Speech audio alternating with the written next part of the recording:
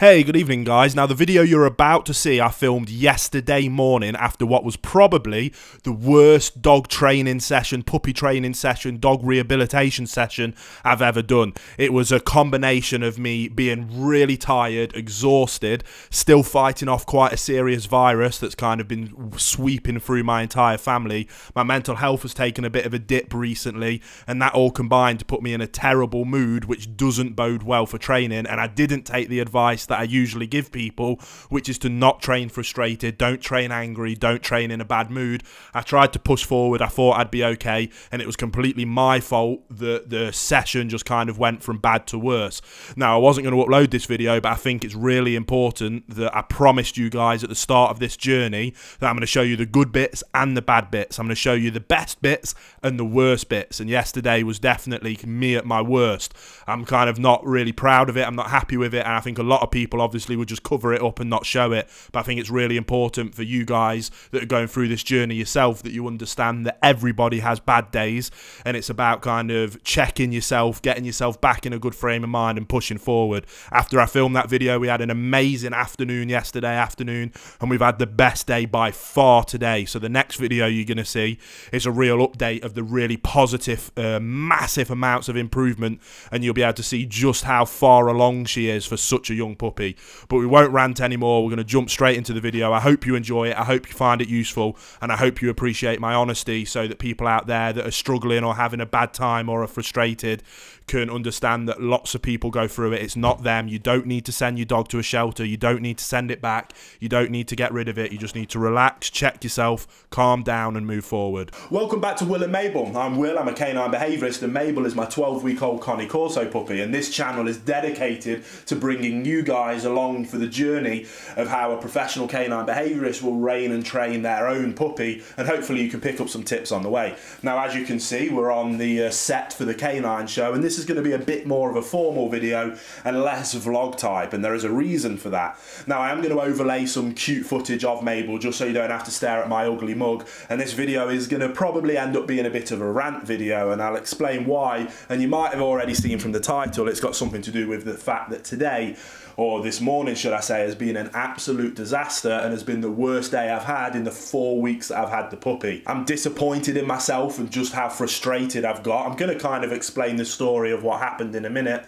but I first want to start off by saying that I think it's really important that I don't only share these tips and tricks with you, but I'm also open and honest about the difficulties and frustrations. I want you guys to know that no matter what you're dealing with and how frustrated you're going through, everybody's going through the same thing when it comes into different puppies. Now, some puppies struggle with some things more than others. Some people do better in certain areas than others, but as long as you're following a plan and you're consistent and you put in the hard work up front and stop problem behaviours from setting in the first place, I promise you all this heartache, all this frustration, all this anger that is very real is worth it once they get through that puppyhood, through the adolescent stage, and you come out on the other side with a perfect canine companion. Now, before I tell you the story this morning, I want to kind of discuss what it is that I struggle with most when it comes to dog training or working with puppies or anything that is to do with working with dogs, and that is puppies crying. For some reason, it's kind of my kryptonite. Now, don't be mistaken, I completely understand the theory of why puppies cry. I understand all different separation anxiety work. I understand rehabilitation of separation anxiety. I understand preemptive techniques for solving separation anxiety and dealing with just low-level crying, but it doesn't stop the fact that for some reason that sets me off, that triggers me, it frustrates me, it winds me up, and it can get to the point like it did this morning where it makes me angry. Now, some people, crying doesn't bother them and it's an easy process to go through. The problem with crying is that it isn't an easy fix. It's not a 5-minute session and jobs are good and it's taught. Every dog's different, and because I went for such a submissive, passive, laid-back CORSO, because of my children and the fact that I wanted to be a therapy dog, I kind of went into that decision knowing that separation anxiety was going to be a worry, and knowing that crying and breaking some of those habits were going to be harder than if I went for an active, independent dog that's more happy to be on their own. Now, for me, give me a 100-pound male, dominant, aggressive Rottweiler and it's water off a duck's back. It doesn't bother me. I enjoy working with dogs like that. I enjoy it. It doesn't scare me. It doesn't bother me. It's where I thrive. But a crying puppy, triggers me. Now, some people and a lot of dog trainers won't go anywhere near large, guarding, aggressive cases and would rather work with just doing basic training with puppies and then forget about them when problem behaviours kick in later on. But that's just because, like, every dog is different, every person is different, and all dog professionals are different and have different expertise. Owners will be different, and you guys will suffer from different things. Some things you'll find easy, some things you'll find more frustrating. Before I worked full-time with dogs, I worked as a behaviour expert in special needs schools for young men with severe behavioural difficulties, extremely aggressive, extremely violent environments. But for me, it wasn't an issue whatsoever. It was something I'm very good at. It's something I'm naturally drawn to, and it's an environment in which I can stay very calm, very level-headed. I can use the theory that I understand in the areas that I've studied to be able to implement programs to help these young men and now help these challenging dogs be able to overcome those behaviours. But just like how I can work with aggressive 16-year-olds or aggressive dominant Rottweilers, just like how I struggle with crying puppies, if you put me into a nursery environment with crying 2-year-olds, I'd be itching to go back to the special needs schools where someone's trying to stab me. So if you take anything away from this video whatsoever, even if I just kind of carry on ranting, I want you to understand that even if other people online try and cover up their frustrations and make it look like it's easy for them, or make it look like their dog is perfect, or that training was fantastic and they never faced any issues, I guarantee to you they are lying. That doesn't exist. Just like with parenting, there is always going to be challenges and difficulties and hurdles that you need to overcome, but we need to learn to stay and be a calm, consistent leader so that our dogs can look to us for direction. And unfortunately, I'm just as guilty as everybody else is, and I kind of had a minor blip with that this morning. I had to take myself away and relax and calm myself down to be able to go back into it, restart, rework, and ultimately even calm myself down enough to make this video. So let's have a bit of story time. What is it that actually happened this morning? Well, first of all, I slept absolutely terribly last night. Now, luckily, Mabel sleeps through the night absolutely brilliantly. We had a little bit of issues from night 1, but we got through those, and by night 2 or 3, it dropped down, and by night 4 or 5, she goes straight into her bed and is fast asleep all the way through the night. Now, I get up around 4:45, 5 a.m. and take her out, especially because we're really now trying to I discussed in a previous video how toilet training had taken a little bit of a relapse. So for the last few days I've been getting up at 4:30 to 5 a.m. even though I think she could probably go through to 6 or 7 and make sure that she's been out for the toilet and then we come back. But I couldn't get to sleep last night. I woke up early. I probably had about 3 hours sleep, so I was already a little bit tired. I took her out for the toilet, came back, tried to get another couple of hours sleep, and as is the case with parenting, my 1-year-old decided to start screaming, which then woke up the 4-year-old, which then led to us not going back to sleep. My wife is also away working on a training day today, so she was up and needed to get straight out. So I was dealing with the puppy, the baby, the 4-year-old. I had to get them to nursery, get the young one to grandparents, and then make sure I was staying on top of all the stuff I needed to do with the puppy. So I was already kind of highly sprung. I had the puppy in the boot and she was crying more than she usually did. I thought that was a hurdle that we've overcome, and she usually settles down nicely in the boot while we're driving, but she was crying. I'm rushing around, so I'm already building up a bit of pent-up frustration. I had to get the baby out of the car, get the 4-year-old into nursery, and I'm in nursery dropping the 4-year-old off, and I can hear Mabel outside in the car park howling and barking. Now, these are things similar to crate training. Oftentimes you have to kind of let them go through that process, and one of the worst things you can do is go to them, and what you don't ever want to happen is for them for crying or whining or barking to become a learnt behaviour for them getting what they want, because that is a really difficult thing to break in the future. Now, I needed to get my 1-year-old to his grandparents' house, so I couldn't just stop and stay, so I knew I had to go back to the car, which I was worried about is going to reinforce to her that if she cries while she's in the car on her own, it makes me come back. So I'm already going, oh, well, I've got no choice, I'm gonna have to go. I open the boot, put her in a sit and stay, try to reinforce that I don't like what you do and I want you to sit and be calm and be quiet before we then got back in the car. So it was kind of the best possible solution to the problem. But like I always talk about, is don't set your dog up to fail. Try and set them up to succeed and build up gradually. Now, by me leaving her in the boot on her own for 10 minutes while I dropped my son off at nursery, I was massively massively setting her up for fail because I knew that was going to happen. But like is the case with life, I had no choice. And although we can try and be as perfect as possible, sometimes it isn't possible. So that kind of started it off. So then now I'm wound up and I'm frustrated. We had to shoot over to grandparents. That went fine. I had to leave her in the boot again while I went into the grandparents. Again, I can hear her kicking off. I come outside. She's climbed out of the boot and is sat on the driver's seat. So now I'm a little bit, okay, relax, Will, stay calm, practice what you preach, relax. And then I knew we were going to go do some work where we were going to do some heel work, some sit and stay work. And I already knew, kind of deep down, I knew I should have scrapped that. I was frustrated. You should never train angry, never train frustrated. Body language and energy is huge for a dog, and people don't understand just how much they're able to pick up on based on just how you're feeling and how your body language is portraying that. And even though I was trying to talk myself down and calm down, relax, we've got to drive. We drove to the park where I was going and she's yelping and crying again, and I'm trying to just ignore it, relax, calm down. We get to the park and I'm walking around the park, we're doing some heel work, and I'm trying to do some heel, sit and stay, and then for her to stay in her stay and not break, and why other people and other dogs pass. I wanted to know that not every dog is a playmate and we don't pull towards dogs. And if I choose not to initiate any play, you're sit, you calm, you're patient, and you either walk with heel or you sit and wait until I tell you to break. But as is the case when you're out in public, and I've got a really cute puppy, no one wants to do that. So I'm trying to sit and I'm coming off to one side and I'm not making eye contact with the person because I want to be like, take the hint, just keep walking. And obviously they don't do that, and they've got their dogs on flexi leads, so their dogs are coming running over, and I'm saying, sorry, do you mind, I'm just trying to train. And they're like, oh, no, they're fine, they're fine. And then by then, the dogs come running up to Mabel. She's broke out of a sit.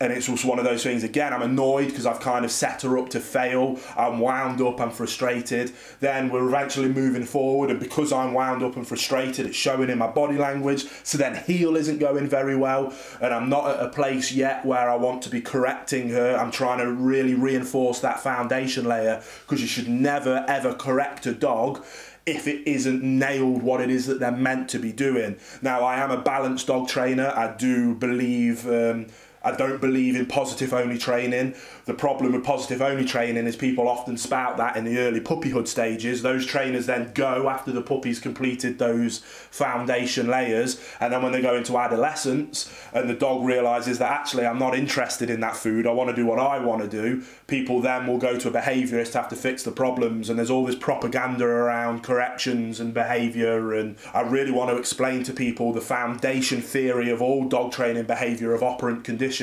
which is how a dog learns.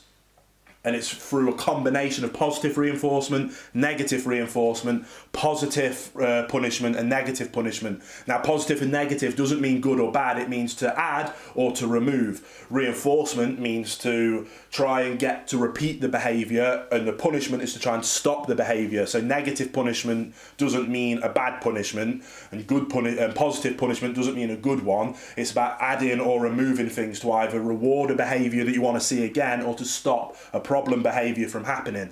Now, like I say, you want to live in that positive reinforcement world as much as possible, and you always want to live in there to make sure your dog understands what it is that you want. And if they're doing something that they shouldn't be doing, your best course of action is always to use a verbal correction. So that would fit into the positive punishment category, because you're adding a punishment to stop a behaviour. Now, that isn't any kind of aversive punishment. You're not hurting the dog, you're not hitting the dog, you're not correcting them physically. Just something like you've added a punishment to stop them, you redirect them to the behaviour that you want, and then you reinforce that behaviour. That's kind of the overarching theory. And as they get older, you can start to use things like training tools, different collars, different lead pressure, things like that can fit into these different areas of operant conditioning to get you really high levels of canine obedience and good manners. But I don't use that until a dog is older. So heel's going tits up and I'm frustrated, and let's face it, when you're frustrated you do lean towards more wanting to be aversive with corrections, and I'm trying not to. I'm practicing what I preach, trying to stay calm. People are coming and kind of ruining everything that I'm trying to do, and it's all going tits up, and by then I'm just like, I'm done. this is over, I'm done. I need to go. So the plan was to do the park and then go to the coffee shop to have a drink, do a bit of socialisation in public. So I kind of had to scrap all the training. We went back to the car, drove into town. She's still howling in the back. I'm getting wound up even more. We go to the coffee shop, and again, people are asking her to sit and do paw and do down, and they're doing it in the way that you haven't trained, and it's then allowing them to get away with not following a command, something like sit, that she does know. So then I'm having to kind of use very minor corrections to enforce the sit, and I kind of want to just say, just no, leave it, just come and say hello and be relaxed and calm. And that's kind of socialisation. You've got that juggling act. You want to control all the different variables in all forms of dog training, but in terms of socialisation and being out in public, you simply can't control those variables. So for me, the juice is worth the squeeze with it. What you gain in terms of socialisation and then being calm and being okay and not being fearful of strangers or traffic or stuff, you can often lose in terms of people kind of ruining some of the hard work you're doing. And it's very much often the case of 2 steps forward and 1 step back. Add that scenario, which is actually a very minor issue, and now I've calmed down, I realise how it's not a big deal, and I kind of already am aware of that as an issue. But for me to I'm already wound up, I'm already frustrated. All I kind of wanted to do was go and have a quiet sit in a coffee shop and have a coffee, relax, bring myself down, and then try again. Then this thing's winding me up. Then we go home and we do the crate training, and it was by far the worst crate training we've ever done. The noises coming out of that dog were unbelievable, and I've got neighbours on either side, so what I try and do is I time my crate training to when I think they're at work.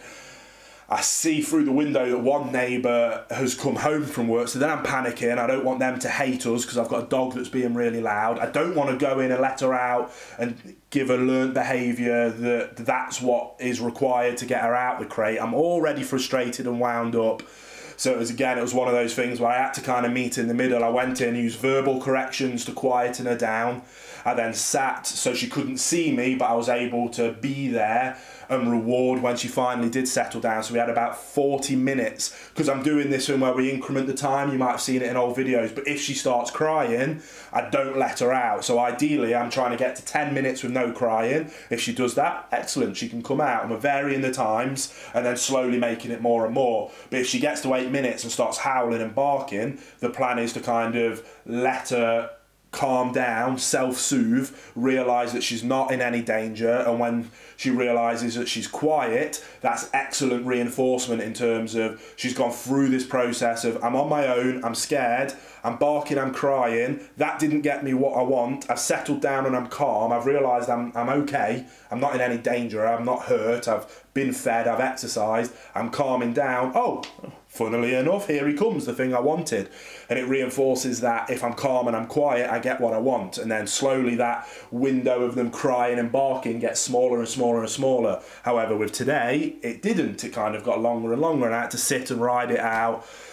And it ended up just being a nightmare. And again, I'm on the phone to my wife, like, I'm losing my mind here, wife, I'm losing my mind. I don't know what to do. I can't film this as a video. Who wants to see this? And she taught me down. My wife, Rachel, is absolutely amazing. She's my rock whenever I'm struggling with something. So she calmed me down. She reminded me of all the amazing progress we have made in the last 4 weeks. And I'm just kind of getting wrapped up in some very minor issues, and I'm letting it stress me out. So eventually we got through the crying, I let her out the crate, we've been for a nice walk, we did some off-leash time, she's back now, she's asleep in a bed up here in the office with me. I've managed to calm myself down, and I've reminded myself of all these things, and that's where I was going to be a bit like, I wasn't going to make a video today. I was like, you know what, I'm going to record just what's in my head now. Now this might be me ranting on and rambling, and I can't quite see, the camera's quite far away, but I can't see. What are we on? Bloody hell, I need my eyes testing. I think we're nearly at like 18, 19 minutes if my eyes are working properly. And it's just been me ranting, but I think it's really important. And again, my wife encouraged me, like, no, talk about it. Talk about it. We went through this with my Labrador, Sully, and Sully is the best dog I've ever encountered. He is a joy to be around. Yet we went through these frustrations, and she was like, people need to know that it's difficult. They need to see that it's difficult and be able to go back. Hopefully, if somebody discovers this channel in a year's time and they discover a new video where Mabel's fantastic and a pleasure to be with, and they're like, oh, that dog's amazing, and they go back and see this video, or the flip side, they see this video where I'm absolutely pulling my hair out and nearly been in tears, and in a year's time they go forward and watch the video where she's an absolute dream, and then when they're going through that, I'm hoping that people can see this and understand that, yes, even someone that works full-time in behaviour, has been working in behaviour for over a decade in various different realms at extremely quite high levels, that even we get frustrated. It's even difficult for us. Just because you've got a lot of experience and a lot of knowledge and a wide skill set doesn't necessarily make things easier. It doesn't make the emotions go away. It helps with my logic because I'm able to talk myself down and go, no, stick to the plan. You know what you're doing. You've been here before. But some people haven't been there before. So what I wanted to do is make this video and say, if you haven't been here before and you're a little bit like, oh, I've got a dog, maybe I should take it back or give it away. Maybe I got a dud. You haven't. Relax. Everybody goes through this. All puppies go through this. Get a course, whether that's my perfect puppy course that's listed down below. Obviously I like that course. It's something I'm very proud of, but if you want to go with somebody else's book or someone else's course or someone else's training philosophy, that's fine. I'm not just trying to force you to buy things off me. What I want you to understand is that choose something and be consistent. Calm, consistent leadership. So whatever plan it is you choose to follow, be consistent with it and be a good, calm leader for your dog. And I promise you'll get there, just like I'm going to get there, and this channel will prove that I'm going to get there. So I'm sorry if that was a ranty video. Maybe it was more therapy for me than, but I do think it will be helpful. So I am going to upload this. Like I say, I hope at least if one person gets something out of this or one person is reassured by this, I'm happy to kind of show my struggles and my difficulties if it helps one person. So yeah, if you're new here and you did like this video and you did find it helpful, give it a like. We've got loads of videos. If you did think it was a little bit negative, there's loads of videos that I've done already that show the massive strides that we have taken, so you can go and watch those and show how things can progress quickly. And I'm just having one of those days where we've taken 2 or 3 steps forward and now we're taking 1 or 2 back, but we're going to take another few forward and eventually I'm going to get there. So subscribe to come along for the journey, and I'll see you on the next episode of Will and Mabel.